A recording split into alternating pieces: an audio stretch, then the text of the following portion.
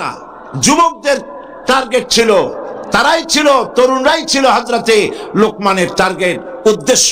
তাই তিনি দরদ করে তাদেরকে দাওয়াত দিয়েছিলেন। নবী করিম সাল্লাল্লাহু আলাইহি ওয়াসাল্লাম তিনি বলেছেন, উসিকুম বিশ-শাবাবি খায়রা ফাইন্নাহুম আরাক্কু আফইদা লাকাদ বাসানি আল্লাহু বিল হানাফিয়্যাতি সামহা ফাহালাফানি আশ-শাবাব ওয়া খালাফানি আশ-শুয়ুখ। হযরতে নবী করিম সাল্লাল্লাহু আলাইহি ওয়াসাল্লাম বলছেন, আমি তোমাদেরকে নসিহত করছি, তোমরা যেন তোমাদের যুবকদের ব্যাপারে তোমরা অত্যন্ত দরদি মনে হবা, তাদেরকে ভালোবাসবে। কারণ আমি এসেছি পৃথিবীর বুকে, আমি এসেছি উদার পন্থা নিয়ে। তোমরা যুবকদেরকে মহব্বত করবে, যুবকদেরকে ভালোবাসবে। আমার এই দ্বীনকে, আল্লাহর দ্বীনকে জমিনে প্রতিষ্ঠা করার জন্য আমাকে সাহায্য করেছে যুবকেরা, আর আমাকে সবচাইতে বাধা দিয়েছে বুড়োরা। কারা বাধা দিয়েছে? বৃদ্ধরা। আর সাহায্য করেছে কারা? যুবকেরা। ভালো কাজের আদেশ করা, অন্যায় কাজ থেকে মানুষকে ফিরায় রাখা, এই কাজটি উম্মতের কাজ, এই কাজটি দলের কাজ, এই কাজটি ব্যক্তির কাজ। এবার সূরা হজের মধ্যে আল্লাহ পাক বলছেন, কাজটি হলো রাষ্ট্রের কাজ। কাজটি কার? রাষ্ট্রের কাজ, রাষ্ট্র যারা পরিচালনা করেন। আল্লাহ রাব্বুল আলামিন বলেন, আল্লাযীনা ইম্মাক্কান্নাহুম ফিল আরদ আকামুস সালাতা ওয়া আতাউজ যাকাতা ওয়া আমারু বিল মা'রুফি ওয়া নাহাউ আনিল মুনকার ওয়ালিল্লাহি আকিবাতুল উমুর। আল্লাহ পাক বলছেন, আমি যদি, মোমেনরা যদি ক্ষমতায় যায়, দিনদার ইমানদার লোকেরা যদি ক্ষমতায় যায়, তাহলে তারা 4 দফা কাজ করে। বলুন, কয় দফা কাজ করে? 4 দফা কাজ, 4খানা কাজ তারা করে। 1 নম্বরে আল্লাযীনা মাক্কান্নাহুম ফিল আরদ আকামুস সালাত, তারা নামাজ প্রতিষ্ঠা করে, তারা যাকাত আদায় করে। নামাজ, নামাজ মুসলমানদের শ্রেষ্ঠ ইবাদত হলো নামাজ। সূরা বাকারার যে আয়াতটি আমি আলোচনা করেছিলাম, উদখুলু ফিস সিলমি কাফা, ইসলামের মধ্যে পরিপূর্ণ দাখিল হয়ে যাও, ইসলামের মধ্যে পরিপূর্ণ হওয়ারও শর্ত হচ্ছে নামাজ। প্রথম শর্ত কি? নামাজ। একজন অমুসলিম যখন ইসলাম কবুল করে, তখন তার প্রথম কাজ কি? বলুন সবাই, নামাজ। এই নামাজ হযরত মুসা আলাইহিস সালামের কাছে আল্লাহ রাব্বুল আলামিন যে ওহী নাযিল করলেন, সে ওহীটাই ছিল নামাজ। আল্লাহ পাক বলছেন, ইন্নানি আনাল্লাহ, নিশ্চয়ই আমি আল্লাহ, লা ইলাহা ইল্লা আনা, আমি ছাড়া কোনো ইলাহ নাই, ফাবুদনি, অতএব আমার ইবাদত করো, ওয়া আকিমিস সালাতা লিযিকরি, আর আমার শরণার্থে নামাজ কায়েম করো। নামাজ, এই নামাজ হলো জীবনের শ্রেষ্ঠ ইবাদত। কোরআন শরীফের মধ্যে আল্লাহ পাক নামাজের কথা 82 বার বলেছেন। আমার দেশে তো মুসলমান এমন বহুত আছে, ওয়াজ শোনার জন্য, তাফসীর শোনার জন্য মুসলমানের অভাব নাই, কিন্তু নামাজ পড়ার মুসলমানের যথেষ্ট অভাব আছে। ঠিক কিনা বলেন? ঠিক কিনা বলেন? আল্লাহ পাক বলছেন নামাজ প্রতিষ্ঠা করো। এই নামাজ যদি প্রতিষ্ঠা হয়, এই কাজটা হলো দায়িত্ব হলো গভর্নমেন্টের। নামাজ প্রতিষ্ঠা করার দায়িত্ব কার? বলেন কার? সরকারের দায়িত্ব। সরকার অর্ডার দিবে, মোমেন সরকার অর্ডার করবে যে নামাজকে প্রতিষ্ঠা করো। বেলা 1টা বাজবে, তখন হুকুম হবে, সমস্ত কোর্ট কাছারি আদালত, মিল কল কারখানা, সেক্রেটারিয়েট, ক্যান্টনমেন্ট, পার্লামেন্ট সব বন্ধ 1টা থেকে 1:30 পর্যন্ত নামাজের জন্য, আর আহার সারার জন্য। 5 ওয়াক্ত নামাজ যদি এইভাবে গভর্নমেন্ট করে, আর সেই অর্ডার অনুযায়ী মুসলমানেরা যদি 5 ওয়াক্ত নামাজ সঠিকভাবে আদায় করে, চিন্তা করেন, থানায় আজান হয়েছে, দারোগা সাহেবের ইমামতিতে পুলিশেরা দাঁড়ায় গেল নামাজের জামাতে, এসপির ইমামতিতে নামাজ পড়তেছে সেই অফিসের সমস্ত অফিসারেরা, স্বরাষ্ট্রমন্ত্রীর ইমামতিতে তার মন্ত্রণালয়ের লোকেরা জামাতে নামাজ আদায় করতেছে। অবস্থা হয়, তাহলে এমন এসপি যে নিজে ইমামতি করে, এমন দারোগা যে নিজে ইমামতি করে বছরের পর বা জামাত নামাজ আদায় করে, এই সব এসপি দারোগা পিটাইয়াও ঘুষ খাওয়ানো যাবে? আর খাবে না। যেই বিশ্ববিদ্যালয় আজান হয়, বিশ্ববিদ্যালয়ের ভাইস চ্যান্সেলর ইমামতি করেন, বিভিন্ন ফ্যাকাল্টির ডিন ইমামতি করেন, আর তার পেছনে ছাত্র ছাত্রীরা নামাজ, যেই বিশ্ববিদ্যালয়ে এরকম নামাজ আদায় হয় শিক্ষকদের পেছনে, ভাইস চ্যান্সেলরের পেছনে, সেই বিশ্ববিদ্যালয় কি ধর্ষণের সেঞ্চুরি হতে পারে? জোরে বলেন, পারে? পারে না। এই জন্য আল্লাহ রাব্বুল আলামিন নির্দেশ করেছেন, যা ইমানদাররা তারা যদি ক্ষমতায় যায় তাহলে তাদের প্রথম কাজ হবে প্রতিষ্ঠা করা, নামাজ আদায় করা। এই নামাজ হলো মুসলমানদের জীবনের শ্রেষ্ঠ ইবাদত। আল্লাহ পাক বলছেন, ওয়ামুর আহলাকা বিসসালাতি ওয়াসতাবির আলাইহা লা নাসআলুকা রিজকান নাহনু নারযুকুকা ওয়াল আকিবাতু লিত্তাকওয়া ওয়ামুর আহলাকা বিসসালাত ওয়াসতাবির আলাইহা। নামাজের জন্য পরিবার পরিবর্গকে আদেশ করো আর নিজেও নামাজের উপরে প্রতিষ্ঠিত থাকো। আমি তোমাদের কাছে রিজেক্ট চাই না, রিজেক্ট তো আমি তোমাদেরকে দেই। রিজেক্ট কে দেয়? জোরে বলেন না, কে দেন? আল্লাহ পাক। আমাদের লক্ষ্য করেন, বাংলাদেশ হচ্ছে সুজলা সুফলা শস্য শ্যামলা দেশ। যেখানে হাত দেবেন সেখানে খাবার পাওয়া যায়, পুকুরে খাবার পাওয়া যায়, পানির মধ্যে হাত দিলে খাবার পাওয়া যায়, গাছে হাত দিলে খাবার পাওয়া যায়, মাটিতে হাত দিলে খাবার পাওয়া যায়। এত খাবার যে দেশে, সেই দেশের মানুষেরাই বেশি না খাইয়া মরে, ঠিক কিনা বলেন? এবার যান মধ্যপ্রাচ্যে, আরবে যান, যে দেখবেন পাহাড় আর পাহাড়, বালু আর বালু, মরুভূমি আর মরুভূমি। গাছপালা তেমন কিছু নাই, ফসলাদিও তেমন কিছু হয় না। মানুষ মরে না না খাইয়া, বরং খাইয়া খাইয়া এক একজন তার পেটকে দুইখানা তরমুজের সাইজ বানায় ফেলাইছে। না খাইয়া মরে না, না খাইয়া মরে যেখানে খাবার আছে, পানি আছে, সম্পদ আছে, জায়গার মানুষ। কারণ কি? কারণ হলো আল্লাহ রাব্বুল আলামিন বলেন, ওয়ালাউ আন্না আহলাল কুরা আমানু ওয়াত্তাকাউ লাফাতাহনা আলাইহিম বারাকাতিম মিনাস সামাই ওয়াল আরদ।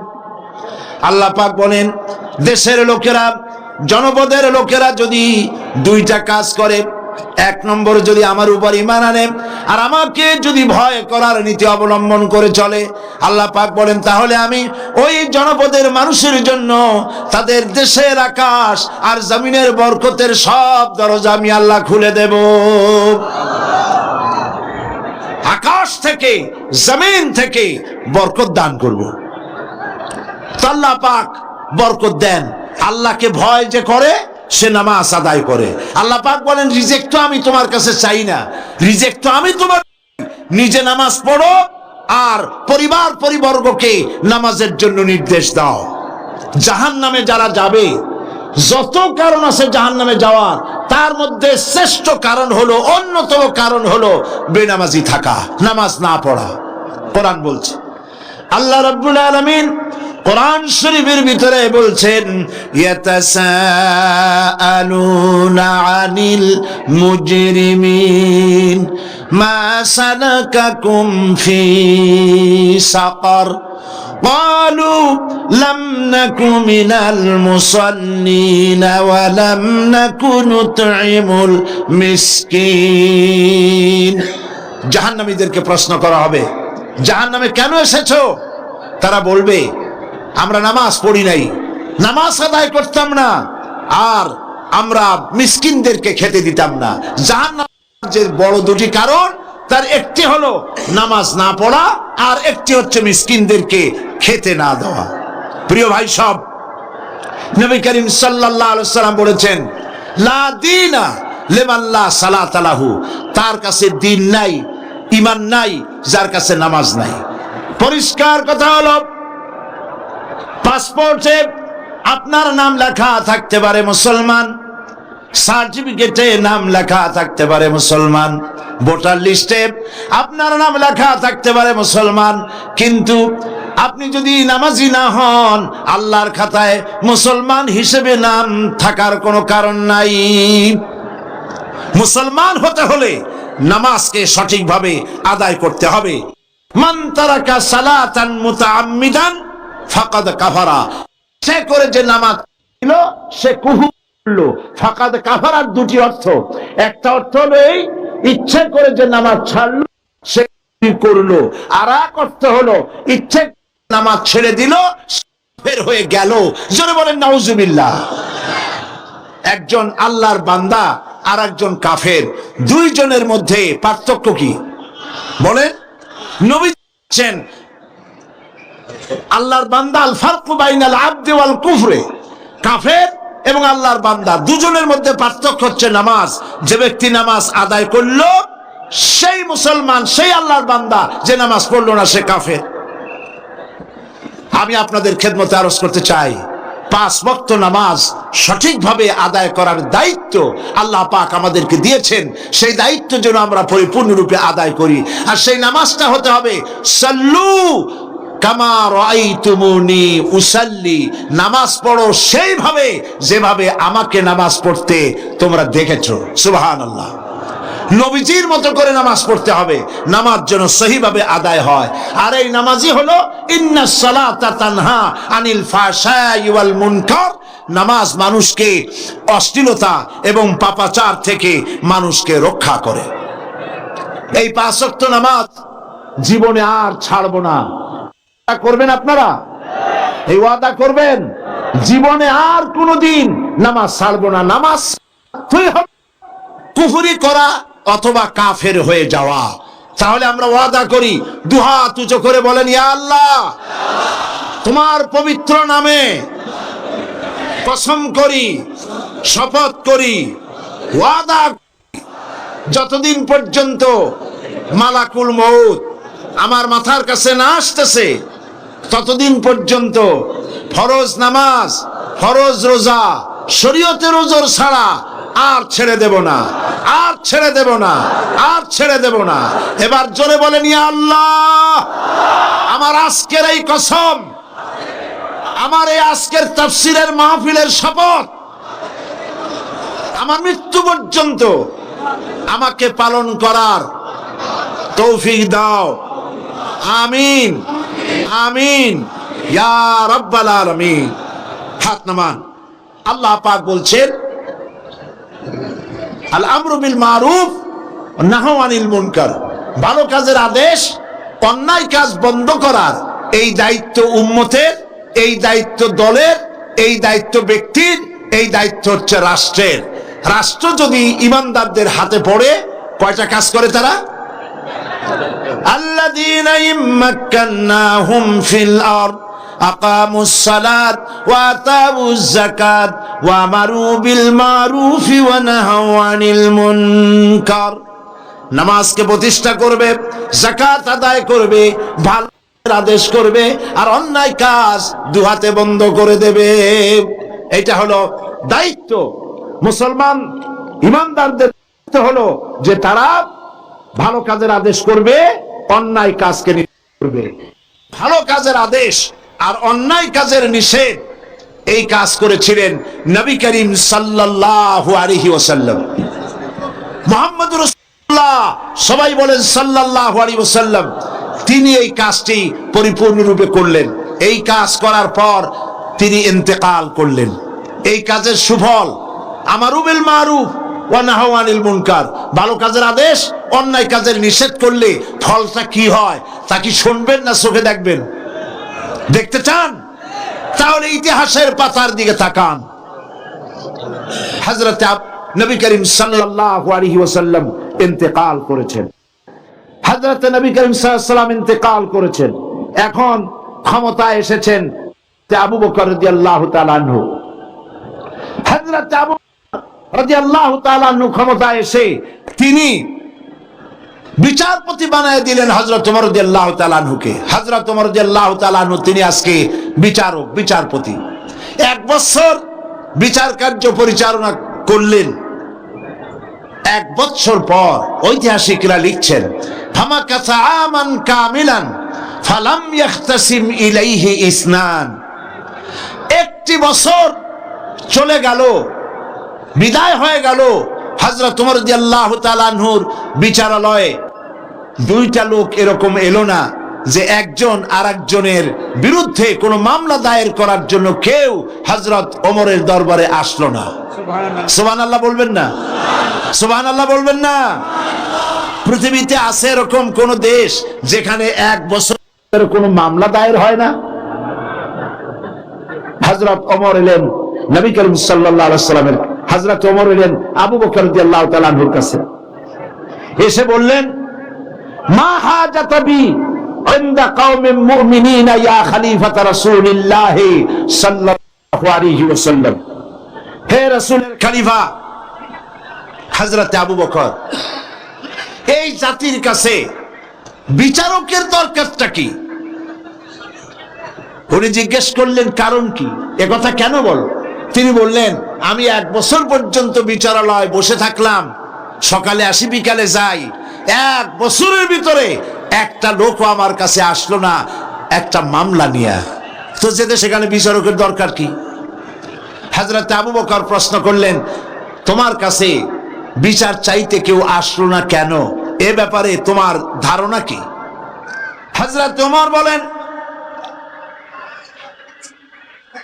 ইয়া খলিফা, হে আল্লাহ রাসূলের খলিফা, আমার ধারণা হচ্ছে 1 বছরের ভিতর বিচার আমার কাছে কেউ চাইতে আসলো না, তার কারণ দীনুহুমুন নাসিহা, এই কওম, এই জাতির দিন হচ্ছে ভালোবাসা। এ জাতি, এ মুসলিম জাতি একজন আরেকজনকে ভালোবাসে, কল্যাণ কামনা করে, প্রত্যেকের কল্যাণ কামনা করে। একে অপরের কল্যাণ কামনা করলে সেখানে কি মারামারি হয়, মামলা মোকদ্দমা হয়? দীনুহুমুন নাসিহা ওয়া মানহাজুহুমুল কোরআন, আর তাদের মানহাজ, তাদের সংবিধান, তাদের উদ্দেশ্য, তাদের লক্ষ্য আল্লাহর কোরআনের রাজ কায়েম করা। আল্লাহর কোরআন হচ্ছে তাদের সংবিধান। আর 1 বছরের ভিতর একটা মামলা আসে নাই, কারণ দীনুহুমুন নাসিহা, এই জাতির দিন হচ্ছে পরস্পরকে ভালোবাসা। ওয়া আমালুহুম আল আমরু বিল মারুফ ওয়া নাহাউ আনিল মুনকার, আর তাদের আমল হলো একজন আরেকজনকে ভালো কাজের আদেশ দেয় আর অন্যায় কাজ দুহাতে ফিরায়। কথা বুঝতে পেরেছেন? অন্যায় কাজ বন্ধ করে দেয়। ওয়াইদা মারিদু আহাদুহুম আদুহু, যখন এদের মধ্যে কেউ অসুস্থ হয় তাহলে তখন তারা সকলে তাকে দেখে সেবা শুশ্রূষা করে। ওয়াইজা ইফতাকারা নাসারুহু, আর যখন তাদের মধ্যে কেউ ফকির হয়ে যায়, গরিব হয়ে যায়, তখন তাদের সাহায্য করার জন্য লোকেরা এগিয়ে আসে। ফামাযা ইয়াখতাসিমুনা ইলাইয়া ইয়া খলিফাতা রাসূলিল্লাহ সাল্লাল্লাহু আলাইহি ওয়াসাল্লাম, এই যখন অবস্থা, তখন কোন দুঃখে আমার কাছে মামলা নিয়ে লোকেরা এসে হাজির হবে? এই জন্য আমার কাছে মামলা নিয়ে কেউ আসে না। এই জন্য কাজটি হলো আমারু বিল মারুফ ওয়া নাহু আনিল মুনকার। এই কাজটা করলেই জমিনে শান্তি প্রতিষ্ঠা হবে, দেশ সুখী হবে, সমৃদ্ধশালী হবে। আলহামদুলিল্লাহ বলি। দেখুন নবী করিম সাল্লাল্লাহু আলাইহি ওয়াসাল্লাম বলছেন ফাওয়াল্লাযী নাফসি বিয়াদিহি লা তা'মুরুন্না বিল মারুফ ওয়া লা তানহাউন্না আনিল মুনকার। আল্লাহর নবী বলেন, আল্লাহ পাকের কসম করে বলি, যার হাতের ভিতরে মুহাম্মদ সাল্লাল্লাহু আলাইহি ওয়াসাল্লামের জীবন, তার কসম করে বলি তোমাদেরকে অবশ্যই ভালো কাজের আদেশ করতে হবে আর অন্যায় কাজ থেকে মানুষকে ফিরায় রাখতে হবে। তোমরা যদি এই কাজটি না করো, আউলা ইউসাল্লিতান্নাল্লাহু আলাইকুম শিরারাকুম, এই কাজ যদি তোমরা না করো, তোমাদের উপরে দুশ্চরিত্র দুষ্ট লোকদেরকে তোমাদের শাসক বানায়া দেওয়া হবে। বুঝছেন কথা? বুঝেছেন? হয়েছিল না? মুসাল্লাত আল্লাহ করে দেন নাই দুষ্ট লোকদের। সুতরাং এই অবস্থায় আমারু বিল মারুফ নাহি আনিল মুনকারের দায়িত্ব যদি পালন তোমরা না করো, তাহলে কি হবে? সব থেকে খারাপ লোকদেরকে শাসক বানায় দেওয়া হবে। আর ওই সময় সুম্মা ইয়াদউহু খিয়ারাকুম, এই সময় তোমাদের লোকেরা, তোমাদের ভালো ভালো লোকেরা যতই দোয়া করুক না কেন আল্লাহর দরবারে, লা ইস্তাজাব লাকুম, আল্লাহর কাছে দোয়া মঞ্জুর হবে না। নাউযুবিল্লাহ পড়ে। তাহলে কাজটা হলো এই, মানুষকে ভালো কাজের আদেশ দিতে হবে, অন্যায় কাজ থেকে ফিরাতে হবে। নবীজি বলেছেন, মান রা মিনকুম মুনকারান ফালিয়ুগাইয়িরহু বিয়াদি ফাইন লাম ইয়াস্তাতি ফাবিলিসানি ফাইন লাম ইয়াস্তাতি ফাবিকলবি ওয়া যালিকা আযাফুল ঈমান। আল্লাহর নবী বলছেন, কোন অন্যায় কাজ যদি দেখো, দুই হাতে বন্ধ করে দাও। হাত দিয়ে বন্ধ কি? শক্তি প্রয়োগ করো। যদি না পারো ফাবিলিসানি, জবান দিয়ে বন্ধ করো। যদি তাও না পারো ফাবিকলবি, মনে মনে কি কন্ত, এইটাই হলো গলত অর্থ, এটাই হচ্ছে গলত অর্থ। দেশের মধ্যে মদ চলে, জুয়া চলে, জিনা চলে, ব্যভিচার চলে। আপনি মুখ দিয়েও বাধা দিলেন না, হাত দিয়েও বাধা দিলেন না, মনে মনে ঘৃণা করলেন, তাতে হইল কি? তাতে কিছু হবে? হবে না। এর প্রত্যেকটি শব্দের পেছনে হচ্ছে ফালিয়ুগাইয়িরহু, পরিবর্তন করে দাও। হাত দিয়ে পরিবর্তন করে দাও, কথা বলে পরিবর্তন করে দাও, অন্তর দিয়ে। অন্তর দিয়ে কিভাবে? অন্তর দিয়ে এইভাবে করো যে মনে মনে কল্পনা করো, চিন্তা করো, সমাজ থেকে এই অন্যায় কিভাবে তুমি দূরীভূত করবে। এই চিন্তাও যদি না করো, তাহলে ইমানের খাতায় নামও থাকবে না।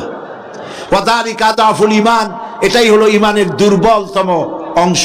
তাহলে ইমান তিন প্রকার হলো এখানে, first class, second class, third class. আপনারা কোন ক্লাসে যেতে চান? কোন ক্লাসে যেতে চান? ফার্স্ট ক্লাসে যেতে চান? তাহলে দু হাতে বাধা দিন। আর যদি সাহস না হয়, অন্তত মনে মুখে মুখে আপনি মুখে বাধা দিন। তাও যদি না পারেন কেউ, থার্ড ক্লাসের কিন্তু কোনো দাম নাই। থার্ড ক্লাস যদি কেউ, মেট্রিকে থার্ড ক্লাস, বিএতে, ইন্টারমিডিয়েটে, মাস্টার্সে, সব জায়গায় থার্ড ক্লাস। এই সার্টিফিকেট নিয়ে কোনো জায়গায় চাকরি করতে যাবেন, আপনার অ্যাপ্লিকেশন দুনিয়ার 14 গোষ্ঠীর থার্ড ক্লাস দেখে বলবে, বাবা অ্যাবাউট টার্ন করো, বাড়ির দিকে ডবল মার্চ করো। থার্ড ক্লাসের দাম নাই, দাম হলো ফার্স্ট ক্লাসের। ফার্স্ট ক্লাস মোমেন্ট হতে হবে, বাধা দিতে হবে দুই হাতে। আজ শহরে বন্দরে অশ্লীলতা ছেয়ে পড়েছে চতুর্দিকে, ঠিক কিনা বলেন? সিনেমার পোস্টার, অশ্লীল পোস্টার দিয়ে সে আছে শহর বন্দর, মোমেনারা দেখে আর হেঁটে যায়। আপনাদের দায়িত্ব আছে। আপনারা মন্ত্রী যখন আসে, মন্ত্রীদের ধরবেন, ডিসি কে ধরবেন, এসপি কে ধরবেন, আপনারা দাবি জানাবেন, আইন আমরা হাতে তুলে নিতে চাই না। আপনারা সন্ত্রাস বন্ধ করতে চান, আপনারা মাস্তানি চাঁদাবাজি বন্ধ করতে চান, আর বাইরে এই ধরনের অশ্লীল ছায়াছবির পোস্টার টানায় রাখবেন। আপনারা কিছুতেই এটা বন্ধ করতে পারবেন না। হয় আপনারা বন্ধ করেন, না হয় জনগণ এগুলি গোবর মেখে, আলকাতরা মেখে এগুলি সব বন্ধ করে দেবে। পারবেন না বলতে? পারবেন না? পারতে হবে। এটাই তো আপনার কাজ। এই কাজ করার জন্য যদি এগিয়ে আসেন, আবার যদি জাগ্রত হন, দুনিয়া আবার আপনার পায়ের উপরে চুমো খাবে ইনশাআল্লাহ। বলেন ইনশাআল্লাহ।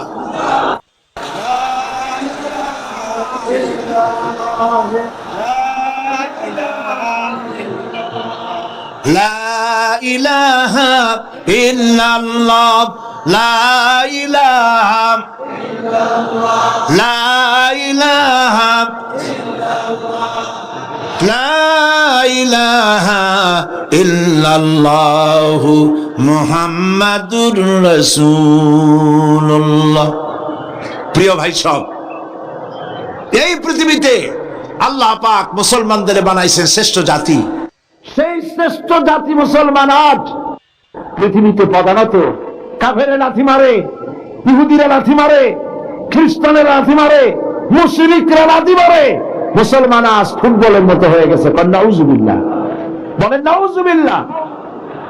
এমন সময় তো ছিল যখন 8খানা দুইজনে ভাগ করে খেয়ে, আধা গ্লাস পানি 4-5 জনে ভাগ করে খেয়ে যুদ্ধ করেছে রোমানদের বিরুদ্ধে, পার্সিয়ানদের বিরুদ্ধে যুদ্ধ করে, মিশর থেকে শুরু করে মরক্কো থেকে করে রাবাত পর্যন্ত সারা পৃথিবীর অর্ধেকটা পৃথিবী মুসলমানদের পায়ের তলায় এসে গেছিল।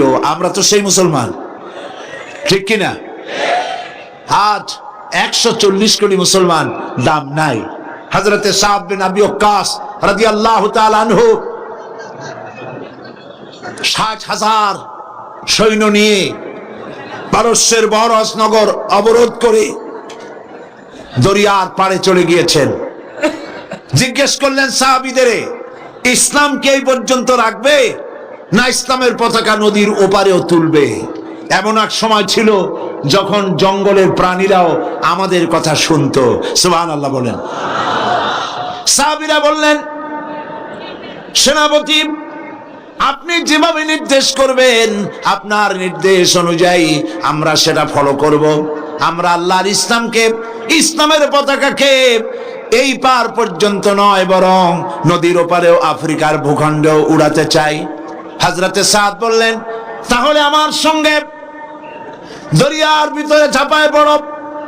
অন্ধকার রাত, তরঙ্গমালা, উত্তাল তরঙ্গমালার উপর দিয়ে হযরতে সাদ 60,000 সাহাবী নিয়ে, মুসলমানদের নিয়ে ঝাঁপায় পড়লেন নদীর বুকে আর বললেন, আমার সাথে পড়ো, নাস্তাইনু বিল্লাহি ওয়া নাতাওয়াক্কালু আলাইহি হাসবুনাল্লাহু নি'মাল ওয়াকিল নি'মাল মাওলা ওয়া নি'মান নাসীর। অন্ধকার রাতে উত্তাল তরঙ্গমালার মধ্য দিয়ে ঘোড়ায় সাওয়ার হয়ে উচ্চ বাহিনী আর অশ্বারোহী সাহাবায়ে কেরাম নদীর ওপারে চলে গেলেন। বিশ্বকবি আল্লামা ইকবাল বলেন, দস্ত দস্ত হ্যায়, দস্ত দস্ত হ্যায়, দরিয়া ভি না ছোড়ে হাম, দস্ত দস্ত হ্যায়, दरिया भी न छोड़े हमने, बहरे जुल्मत पे दौड़ा दिए घोड़े हमने। প্রান্তর তো প্রান্তর, অন্ধকার রাতে উত্তাল তরঙ্গমালার উপর থেকে ঘোড় সওয়ার হয়ে আমরা আফ্রিকার ভূখণ্ড ইসলামের পতাকা উড্ডীন করেছি। আমরা সেই মুসলমান। দরিয়া পাড়ি দিয়ে মুসলমানেরা চলে গেল। একটা ঘোড়া, একটা উট হারায় গেল না, একজন সাহাবীও পানিতে ডুবে গেলেন না। ওপারে যাওয়ার পর কাফের সরকার বুঝতে পারলো যারা তারা ইসলামকে প্রচার করার জন্য এসেছে, বলল এদেরকে জঙ্গলের পাশে থাকতে দাও, জঙ্গলি প্রাণীরা তাদের খেয়ে শেষ করে দেবে, যুদ্ধ করা লাগবে না। হযরতে সাদ এই ব্যাপার বুঝতে পারলেন। তিনি তার সঙ্গীদের বললেন, একটা মঞ্চ তৈরি করো। একটা মঞ্চ তৈরি করা হলো। মঞ্চের উপরে দাঁড়িয়ে হযরতে সাদ জঙ্গলের দিকে ফিরে ঘোষণা করলেন, ইয়া আইয়াতুহাল হাশারাতু ওয়াসসিবাউ নাহনু আসহাবু রাসূলুল্লাহ সাল্লাল্লাহু আলাইহি ওয়াসাল্লাম ফারজিউ ফাইন্না নাজিলুন ফামান ওয়াজাদনা বা'দাহু কাতালনাহু। হে জঙ্গলের হিংস্র প্রাণীরা, আমরা রাসূলুল্লাহর সাহাবী, ইসলাম প্রচার করার জন্য এসেছি। আজকে রাত এখানে কাটাবো। আমাদের নিরাপত্তার জন্য এই জঙ্গলের ভেতরে যত হিংস্র পশু আছো সব বেরিয়ে যাও। আমার এই ঘোষণার পর যদি কোনো হিংস্র প্রাণীকে যদি এখানে আমাদের সামনে পাই, তরবারি দিয়ে তার ফয়সালা করা হবে। জঙ্গলি মানুষগুলি, আফ্রিকার মানুষেরা চিন্তা করতে লাগলো, এ পাগলেরা কয় কি? পাগলদের কথা, মানুষের কথা জঙ্গলি প্রাণীতে শুনবে নাকি? তারা দেখতে পেল, তাদের সকলের চক্ষুকে অবাক করে দিয়ে দেখা গেল জঙ্গলের ভিতর থেকে বাঘের লাইনে বাঘ, সাপের লাইনে সাপ, সিংহের লাইনে সিংহ, যার যার লাইনে যার যার আন্ডা বাচ্চা মুখে করে নিয়া জঙ্গলের এই প্রান্ত থেকে অপর প্রান্ত পর্যন্ত এই এলাকা ছেড়ে চলে গেল। এমন দিন ছিল যখন মুসলমানেরা এভাবে করে আল্লাহর দিন জমিনে প্রতিষ্ঠা করেছে, জঙ্গলি প্রাণীরা পর্যন্ত কথা শুনেছে। আর আজাব 140 কোটি মুসলমান পৃথিবীতে আজ মুসলমান